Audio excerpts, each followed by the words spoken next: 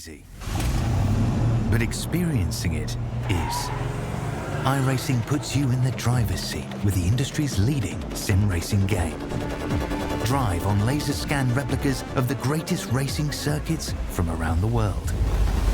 Go head-to-head against other drivers chosen by skill-based matchmaking to ensure competitive racing at every level. Compete across all your favorite series. In officially licensed cars, engineered to deliver the most accurate driving experience possible.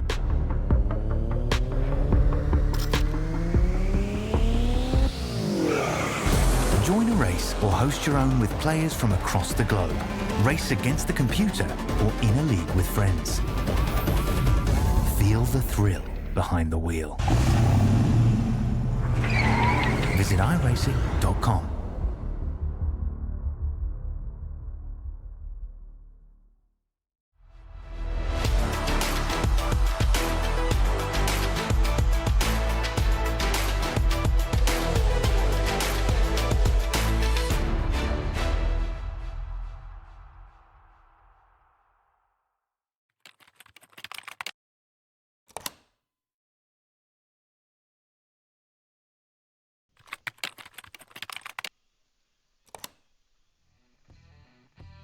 It's race day here in the heart of Germany, where we are at the Motorsport Arena Oschersleben. Today, I'm your host with Wesley Shaw, and today sitting next to me for the color commentary and our special guest today, part of the TAMUT, Texas A&M University at Texarkana Rocket League team, Chief Jonathan Galdemas. How you been doing today? I'm doing pretty good. How about you? Man, I'm good. I'm ready for some racing. I'm ready for some really clean laps here to happen at Oschersleben. We're going to see a big change here today. All season, we've seen in the preseason and in round one from Laguna Seca to Laguna Seca again, and then over to Virginia International Raceway. We've seen the GT3 cars, some really big, heavy cars. Today, we're changing them out for something a lot lighter, something a lot smaller. We're going for the Ray F1600s, a lot smaller cars, some open wheel, to really change it up and get ready for the season. So we're going to take a look here from the main on logo here, and we're going to look at the schedule for the rest of the season. So again, today is the Oschersleben for the Grand Prix layout and the F1600s. We have that today on Mondays as well as Fridays. Looking into the next week and weeks onward, we're going to go to Lanier National Speedway, so we're going to change it up again from all these big streets and road courses. We're going to take a little smaller look at some American short tracks, so we're going back across the Atlantic to the home of Lanier for the asphalt layout for the street stocks for Monday and Friday. Next week after that, we're going to look again at another really close track here in the U.S., but not the oval that we're thinking of. We're going to the Charlotte Motor Speedway for the Roval layout and the F1600s. So we're definitely getting comfortable with these F1600s, these open wheel cars. So we're getting a big change from big heavy cars to small little go-karts pretty muchly. Moving on from Charlotte, we're going to Alton Park for the international layout without the Hislop. Again in the F1600s, back again with them.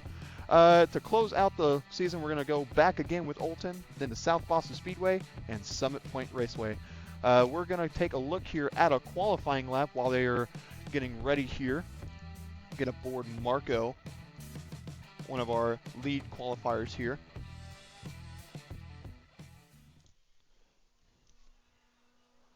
On board Marco here. He's going to pass that first corner there, taking a nice right-hander. We're going to hop on board with him here. That was turn 1 and turn 2. Coming up into turn 3 is going to be a sharp 180-degree left-hander, landing all the way on the right, tossing it in and hoping that car can stay right in there almost to the bottom. Really chucking this car. These cars are super light compared to the GT3s we've seen all season. Really going to hold it on that right hand before just absolutely sending it. Not almost into the apex. Here he's going to hit that apex. Then back again for another left before that 180-degree right. Coming up into McDonald's right-hander here. And one thing I just want to say is, like, you see him going into those first corners, you bring in a lot of momentum coming in that back end. I mean, it kind of like swings a little bit. He had to slow down, but I mean, I say if he comes into this and kind of brings it coming forward, he's able to keep the momentum going, keep things going forward. 100%. These cars, these little cars don't have a lot of weight, so it's all about momentum, where you can carry the speed, where you can really chuck this car and keep that speed and momentum going as fast as you can. The time that this guy from Hebron is setting currently is a 1:35.23, So we're going to hop on board here and get underway here at the Oschersleben Grand Prix. Pace car is the Porsche GT3 car. We have 4 cars lined up today. I wish I had that Porsche. Me too. That is a really cool car to run.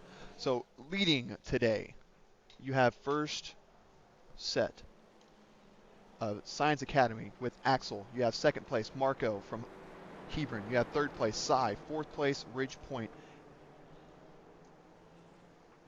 Looks like we have a pretty big range of people coming into this day. I mean, uh, going into the races before, how many people would you say usually come into these races? Usually what you're seeing here is what we get. We usually see 3 to 4 drivers, but we are green flags and underway coming up into turn 1. We are a little low in attendance today, but that is okay. Axel takes a big move into the first place. Contact is made with the Hebron, and that is a big move there. We're going to cut over to the Science Academy, where Lubbock and Science Academy are starting to run away with that first and second place. That leaves Marco back there, back in fourth place after that first turn incident. Turn 1's always a really deadly turn to happen. Almost at any track you go to, everybody's really pushing to be the furthest most into that place. So we're going to see a lot of moves try and go into that little chicane there. I mean, 100%. I mean, definitely a lot of bloodlust coming from that first turn too, because that's kind of sets the pace for everything, right? I mean, you go into it and you're like, I want to be able to get there, because I mean, you mess up once of that first part and it kind of sets you back for the rest of the race. That it does. It really is one huge corner that decides a lot early on in the race where you're going to end up with, especially with only 4 cars on grid today. Where you end up after turn 1 is a really crucial spot. But fear not, for we have about 33 and a half minutes left to get that time back, and we've seen it all season long. Marco really does make good on those returns. He really does good at crawling back that time. He can be 10 seconds back, even 11 to 12 as it looks like, 11 and a half here, but he's going to crawl that time back within the next few laps. So we'll see what happens within the next 33 and a half minutes. But as for now, that is Axel still in the lead, retaining their 1.7 seconds to the car from Lubbock. A little bit more of a bigger gap between him and Ridgepoint from Dylan, and then Marco heading up in the rear at 4th place. We have a couple of cars showing up in 5th or 6th. Not really sure why they're there, but we'll make sure to try and not talk about them as they have not started and failed to start. So we're going to take a look at the first 4 cars here. So that is Axel leading up with that white car from Science Academy. Not sure why he's running a white car today when he's usually running a green, but that is okay. We'll take a look at the car behind. There's a pace car, and that is Cy from Lubbock heading up in the 2nd place, nicely chucking it in, keeping it clean, just trying to reel back that time. I mean, one thing to say is even though you may be in 4th place or 3rd place, kind of set back a little bit from that beginning little hit, you can still come back from it. I mean, like you said, there's still 30 minutes to go, so you're kind of just the beginning. Absolutely, you do want to get all the time that you can. There is only 30 minutes to go, so it is relatively short of a race. You know, a lot of these races that I personally participate in, the collegiate and even professional leagues, take upwards of hour and a half, 2 hours, even longer. So this is relatively short in terms of races go. Yeah, I mean, I guess, so would you say that the races that you do that are 2 hours, like, would you say they are faster paced in ways since the cars that you have may be faster or slower, since even though it's 2 hours time? I mean, it depends on really the pace, really. Depends on the pace and the track, you know. A lot of the cup and oval races that I do, your lap times are only less than a minute. It really counts down to the seconds there.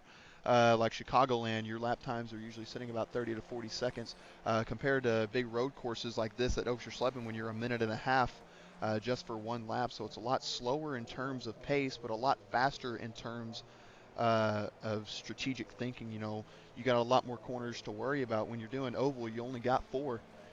You know, you got 2 big bends and 4 corners, turn 1, turn 2, back straight, turn 3, turn 4, and you have the front straight. But when you're doing these road courses, you know, you have probably 12, 13, 14 turns. 14 turns here at the Grand Prix layout of Motorsport Oschersleben. Yeah, I mean, like you said, I mean, that's pretty, I mean, it's a decent difference between the different kinds of racing styles, and different kinds of cars, and the tracks. And I mean, you can even look at these cars compared to like the ones that you'd be driving. These ones are, like you said, very light and very like, I mean, they don't really got much weight to them. You you want to keep that momentum going, but for yours, you can lose speed and bring back speed because you have the weight to be able to keep yourself there.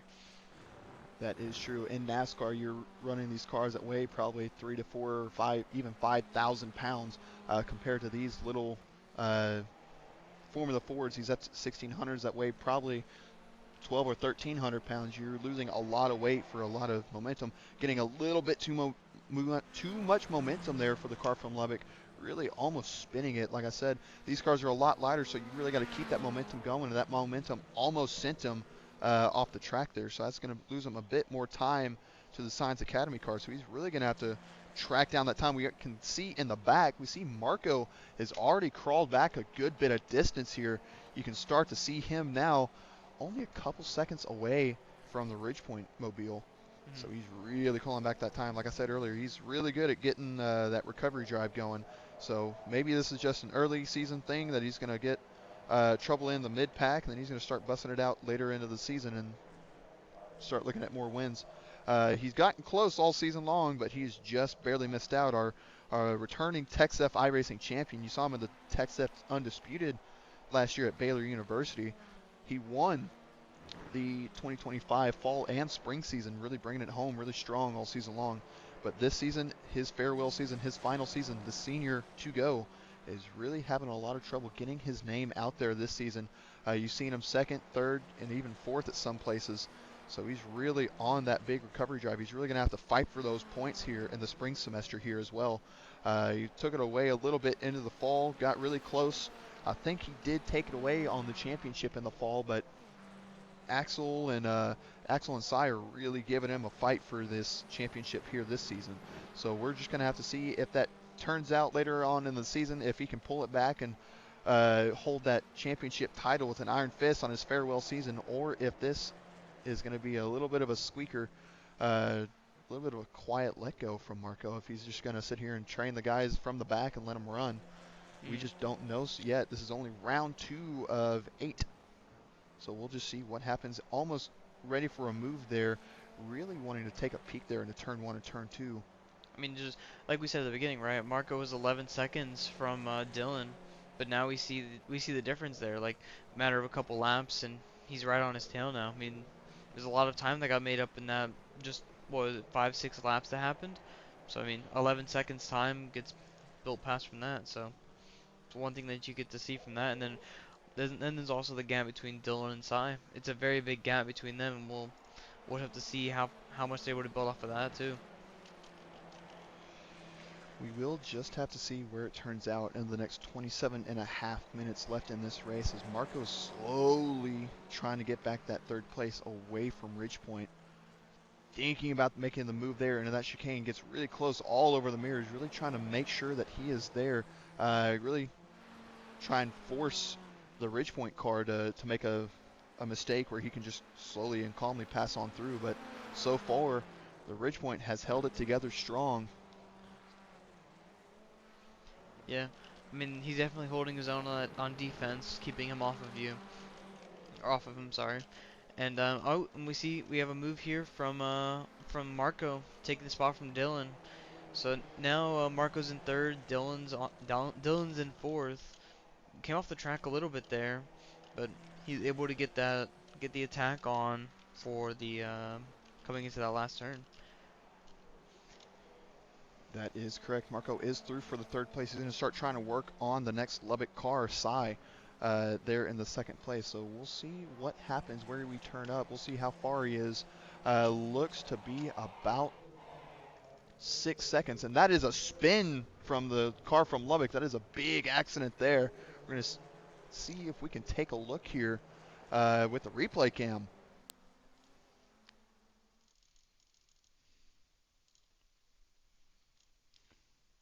Going to ride on board here with the car from Lubbock.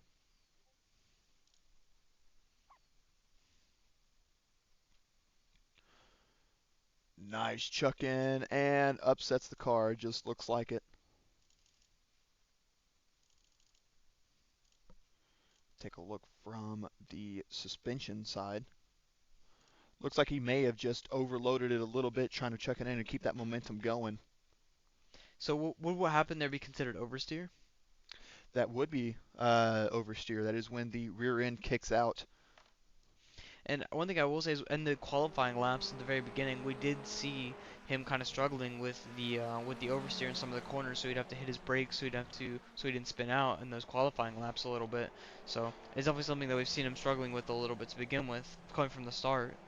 That is one thing that is very true, as it seems, between the Lubbock cars. So that's going to be a skill that he's going to have to develop a lot more here the next 25 minutes if he can hope to retain that second place, or if he's going to move down to third. Yeah, and it looks like It's a Axel. little upset there as well. Mm, These cars are all about momentum, and it just looks like the car from Lubbock is having a bit too much trouble trying to get that momentum going. So that is Marco now through for second place. So that recovery drive is starting to really show for the car from Hebron. yeah, and I mean, like we just saw again, he came off the track and lost his position from that too. Like he needs to figure this out. I mean, I would say as soon as possible, because if this keeps happening, we'll only have to be able to see how far this goes. That is very fair. We may just end up seeing that car in the pit lane, but that is not true so far. So he's still out on track. He's still in third. So he's going to try and get a recovery drive of his own to try and recover maybe that third place back into a second. But so far, Marco is holding it strong and running away. Already pulled quite a few seconds to the car in third now and the car in fourth. Really pulling in that championship mindset here. So, but that does not mean Sai is out of the running yet. We still have 24 minutes left in this race. So really, the book is still wide open. The rules are still going on. The laps are still counting down. We're just gonna have to see where this ends up turning out, as we see just Axel running away with first place. Really just kind of running some practice laps so far. You know, he's got all kinds of comfortability. He can just put down lap times and be comfortable where he's at right now. But if he starts seeing that car from Hebron start closing in slowly, 18 seconds is the gap between the first place driver from Science Academy to the cars in the back. So we're going to see if Science Academy makes a mistake or if he's going to hold together and create kind of a Master Stappen level performance here. He's really just holding it strong, making sure he's there for every corner, keeping that momentum going. So he's definitely strong so far. Yeah, and I mean, one thing you can see is it looks like he's just trying to build that lead without without taking too many risks, and he came off the track a little bit there, but I mean, nothing too serious. But I mean, he's trying to build that lead and try to keep Hebron off his back. But we also have seen Marco. It's been two players so far that he's passed with the recovery lap with the recovering for the beginning. So I mean, he has the momentum going for him. I mean, Axel's been the first the whole race, but Marcos had to kind of fight for it from Sai and Dylan. So he kind of has a little bit of momentum, a little bit of spirit to go for it.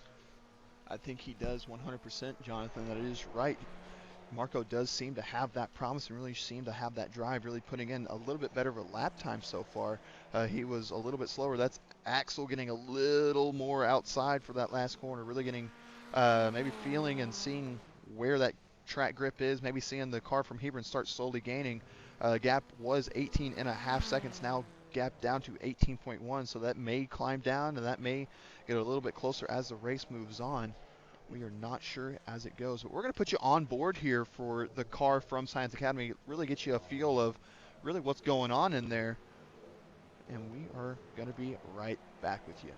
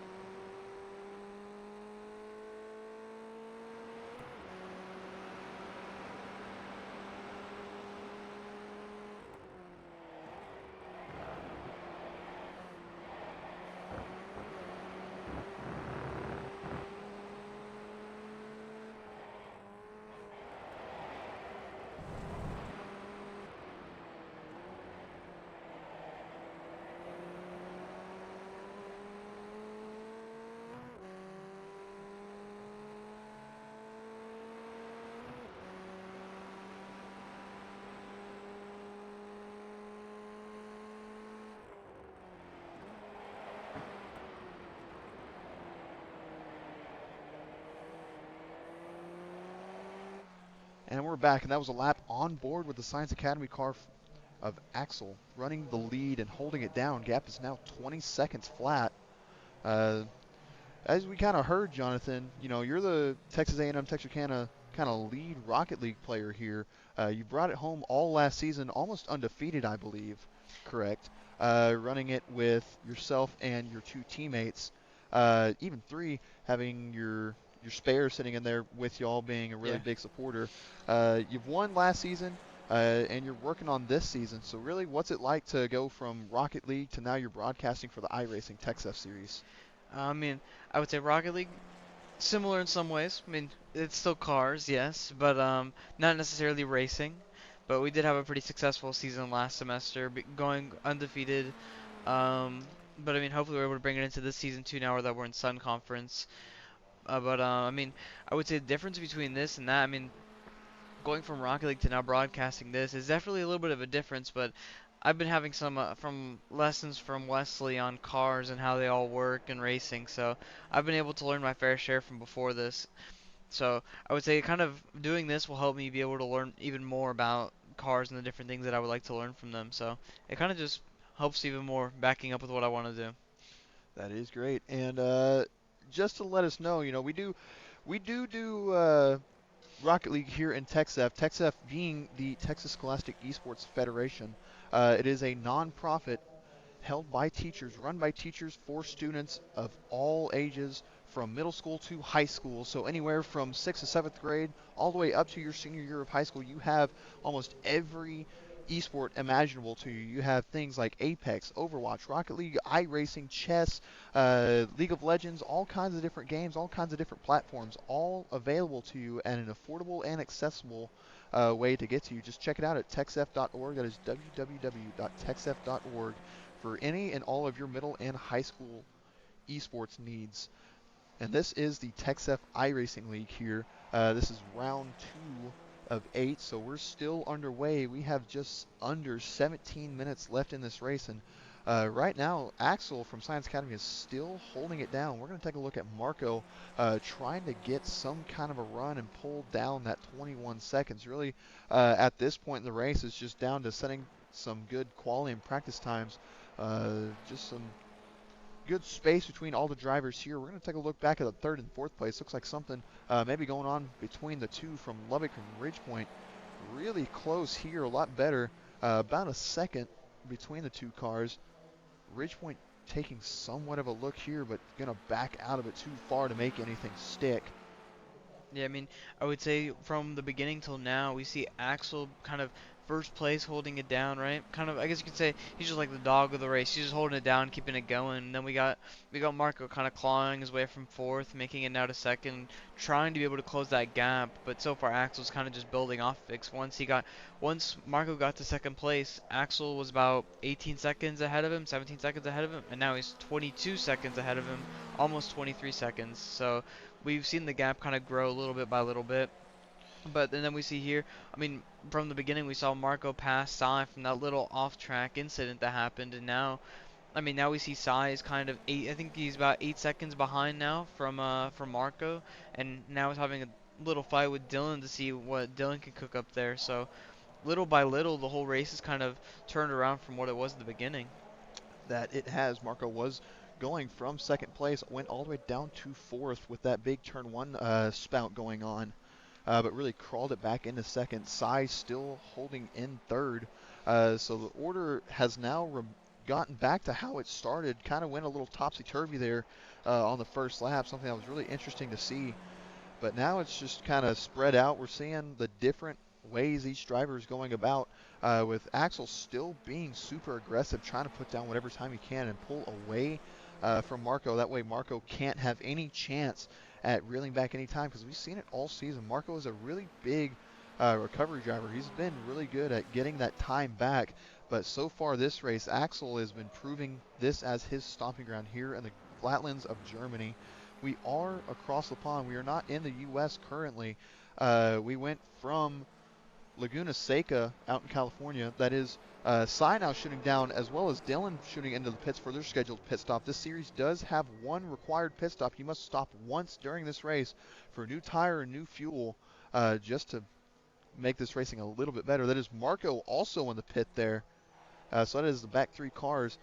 We're not sure where Axel is, but it looks like Marco just now diving into that pit lane.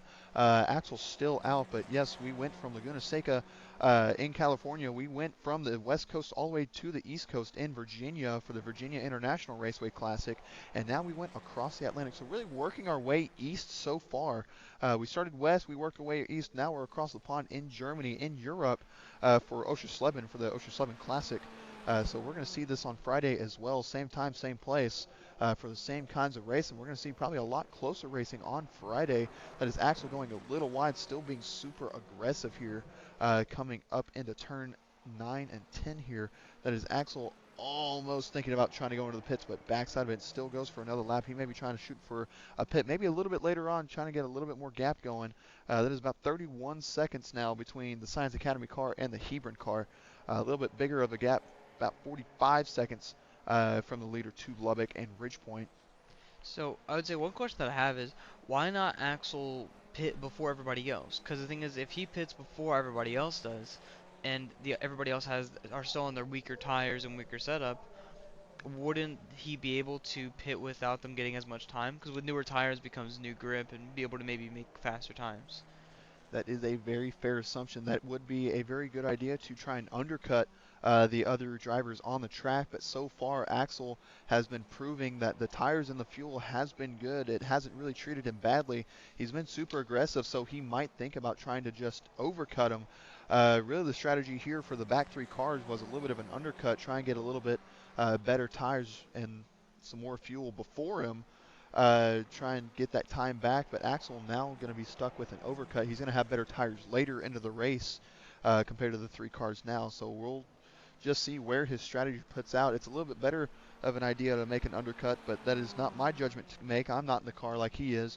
A little bit squirrely there coming around the turn, so that might be thinking about shooting into the pits now. Those tires might be starting to get cooked. But we'll see if he goes to the pits this time or if it's next time or really whenever he wants to try and pit.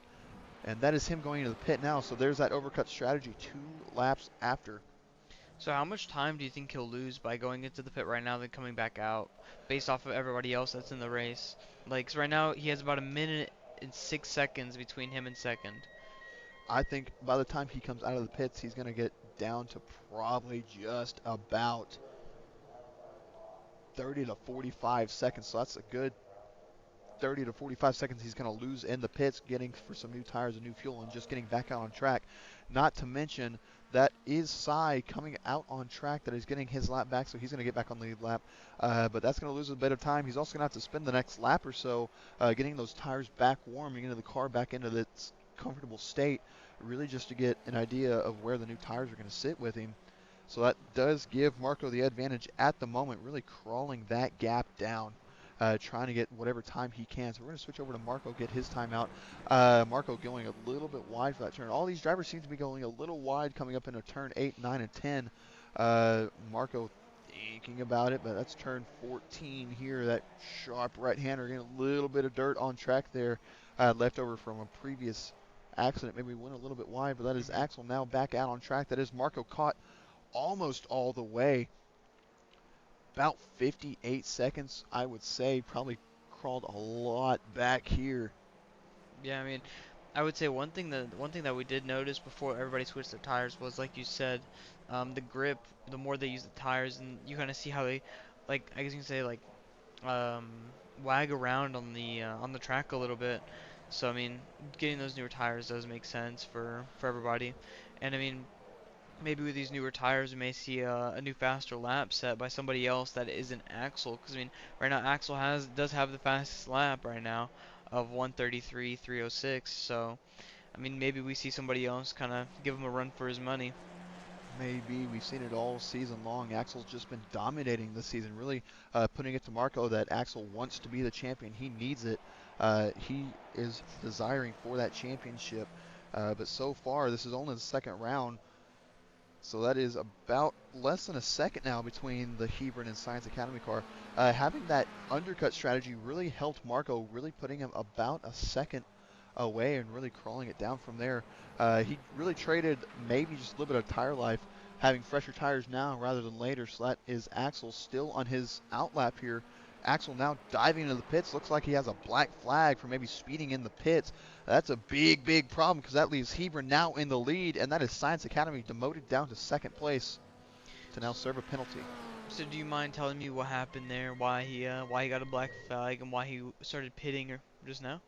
To be honest, it just looked like he was probably speeding in the pits. There's a pit speed limit that you have to go. You cannot go any faster than that before you start endangering personnel in the pits or really the car in general to pull into the pit stop area so you can get to your stall, get some fresh tires from fresh fuel. So you really just want to obey the track limits, obey the pit speed limit as well. That's kind of one of the biggest things here. That's one of your biggest downfalls where you can get penalties is the black flags whenever you're speeding in pits, or really just not obeying your outlap whenever you get out on track. Because if you're on the way out and you don't pass the blue cone, then it means you exited pits unsafely, and that can give you another black flag. So Do you think we'll he take a look later on. Do you think he occurred this black flag after leaving the pits the first time or coming into it the second time? But it was definitely from the first time. It was definitely from that first time. We kind of saw that little black flag icon on the left side of your screen up there next to his name. So that was kind of a problem there. The second he got out on pits, he knew he was going to have to serve that, which kind of sucks on the driver part, because that means you know you got to go back into the pits. You see the car right behind you that you're going to have to fight for that win contention. That is kind of just really unfortunate. It really flips the roles now. That it was really good on Hebron's part to pull out that undercut strategy, because that leaves him now 22 seconds. I've really flipped the roles here. You went from 22 seconds between Axel and Marco to now 22 seconds between Marco and Axel. Really just kind of flipped the table around, and really it's up to Axel now to crawl back that time and see if he can get that gap down. Right now, all he has to his name, besides the second place, is that fastest time. So that's 1 point in his name for the Monday series. But so far, it looks like Axel might not be able to pull a first place here on the second round after winning both the preseason and round one. Yeah, and I mean, one thing to kind of say is we see Marco kind of work his way up from fourth place from the beginning until now, and then, I mean, like we saw Axel kind of started in first, sat in first, kind of the whole time, right? He went pitted, and then came in, and he was 1 second in front, and then he got that black flag, like we said. So now kind of see him claw what we saw Marco doing. But now he's doing what Marco was doing earlier.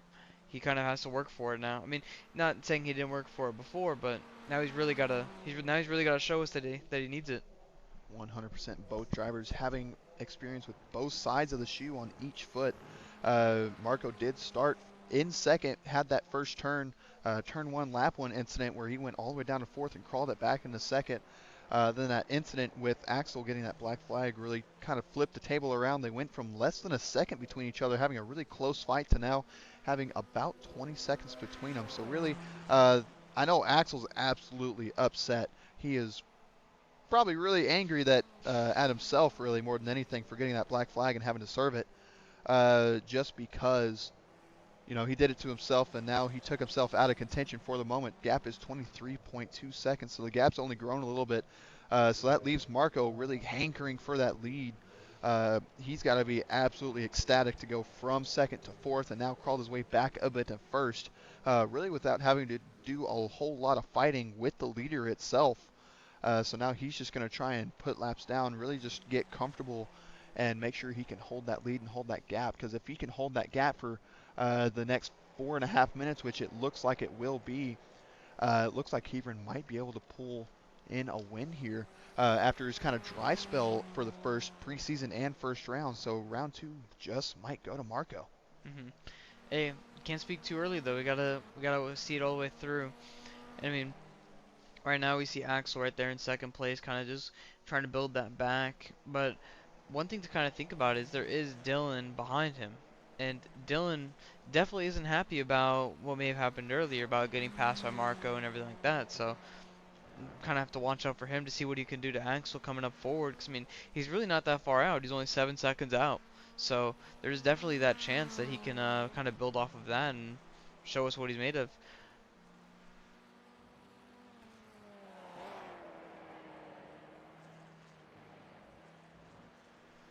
Yeah, absolutely. Dylan is only 7 seconds back, the car from Ridgepoint. We'll take a look at him here in just a little bit. We're going to take an onboard look with Cy. He's been kind of probably a little bit upset. You know, he went from starting third up to second for a little bit, then got passed Hmm. by Marco, then started fighting in contention with the Ridgepoint car. But now he's now fourth place, about 30 seconds away from Ridgepoint. So that's kind of upsetting for him. Yeah. So he's got a really big recovery drive that he's going to have to recover from. If he can get back into that fight with the 27 car of Ridgepoint, that would be amazing on his part. And if I'm not mistaken, I'm pretty sure Sai did spin out because he was third, and then we saw on the at least on the leaderboards that Dylan came up to third. So I think he did spin out, and that's why there's such a big gap between Dylan and Sai, because Sai was third earlier, and now he's fourth. That So is most likely true. We'll just have to take a look here after a while and see really what happened to the car from Lubbock. But as it stands right now, we're going to hop back over to Axel because it is so far 24.4 seconds to the lead. That is leaving Marco bigger and bigger reassurance, really, that he's going to take away that lead. But we're going to go to commercial break, and we'll be right back with you here for the TexSEF iRacing League. Don't go anywhere.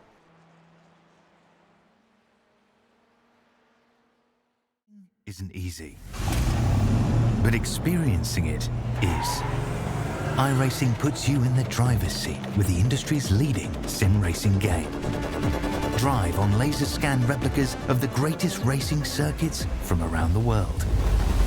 Go head to head against other drivers chosen by skill-based matchmaking to ensure competitive racing at every level. Compete across all your favorite series. In officially licensed cars engineered to deliver the most accurate driving experience possible.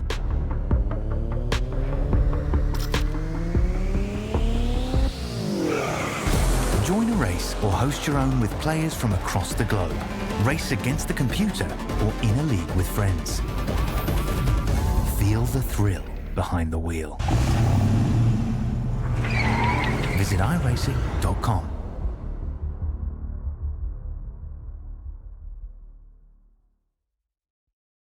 Racing.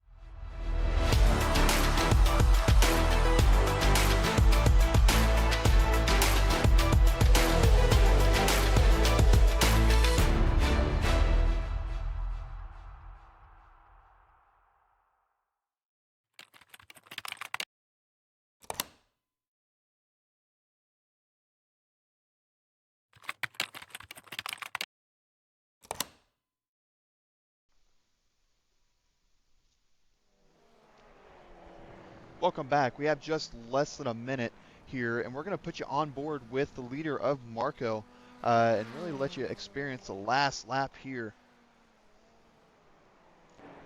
Making his way around, still retaining that lead strong, 23.9 seconds to the lead. I mean, based off this race so far, I just have one question. What are your thoughts of this overall race, like from the beginning till now? Because I mean, we've had a decent amount of things happen. Like we've had Marco come from starting at second, going to fourth, and clawing his way back up to now first, and Axel getting that black flag. We had Sai going from third to second, and then getting passed, and then spinning out to then give the place to Dylan. So This race has definitely been very action-packed. We've seen a lot of action between just these four cars. So really, we've seen everything. We've seen a car go from topping the leaderboard of second to first to immediately down to last, crawled his way all the way back up. We've seen the leader, which had such a good, comfortable lead, having over 20 seconds to the back pack, kind of cost himself in the pits. So that was a huge fault there. Then we've seen the cars in the back for third and fourth just kind of toss it up and be a little aggressive on their track limits, end up spinning the car. So these cars are extremely delicate. These cars really, you have to treat them with respect, really. If you're not going to treat these cars right, they aren't going to treat you right. You know, if you're a little too aggressive, you're going to get spun by the car because it's being a little upset, you know. But I'm pretty happy about this race. It's been pretty good so far. So we're gonna let you experience this just for a minute and experience the revelry of the car from here and finally pulling in that win here, and we'll be right back with you.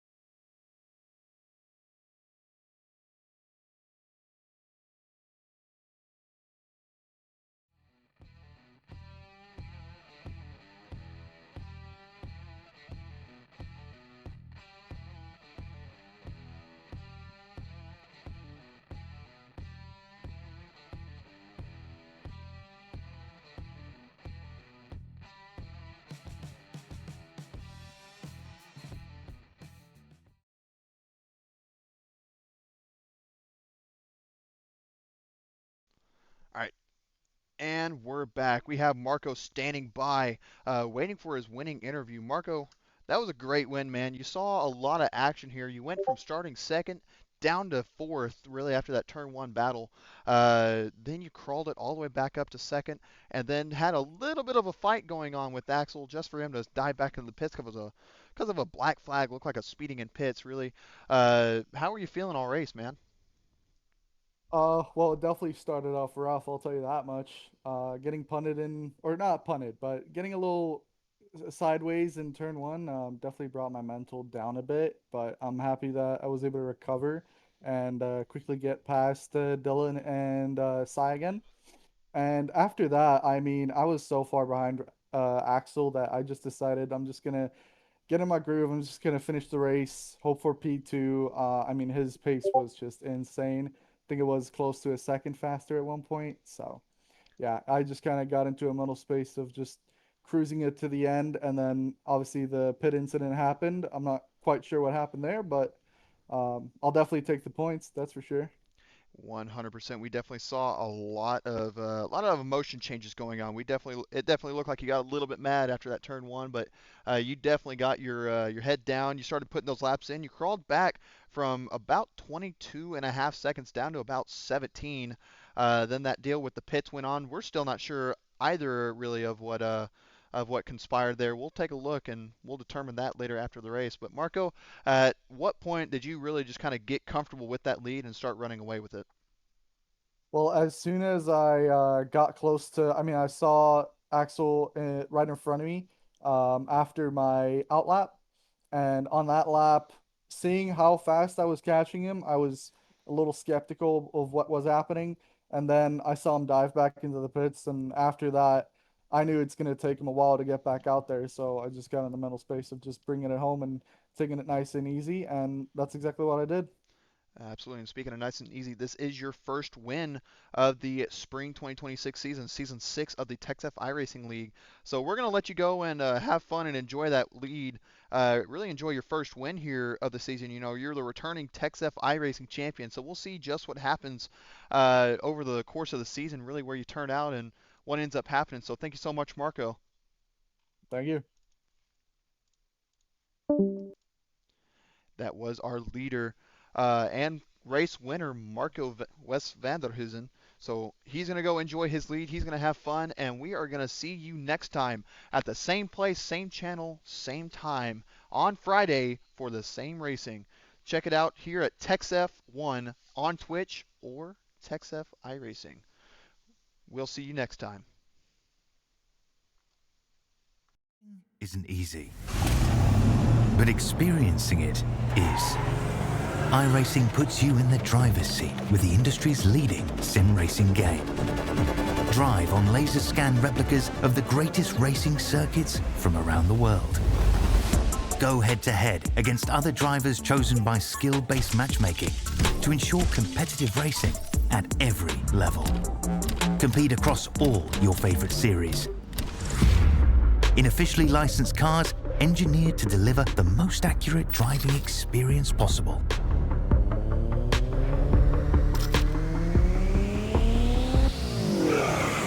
Join a race or host your own with players from across the globe. Race against the computer or in a league with friends. Feel the thrill behind the wheel. Visit iRacing.com.